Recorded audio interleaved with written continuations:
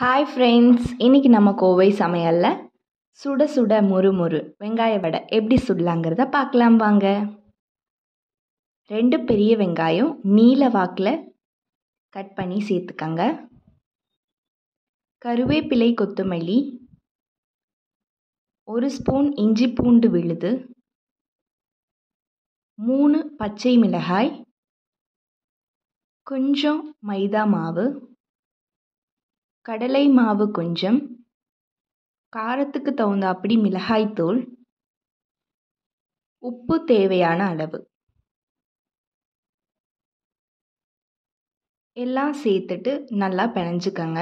கொஞ்சம் கொஞ்சம் தண்ணி ஊற்றி நல்லா பிணைஞ்சி எடுத்துக்கங்க.